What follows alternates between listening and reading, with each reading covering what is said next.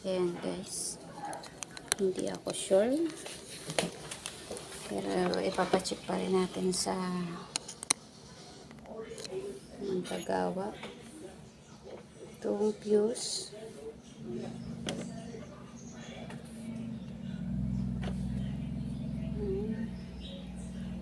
Ito yung sa saksakan.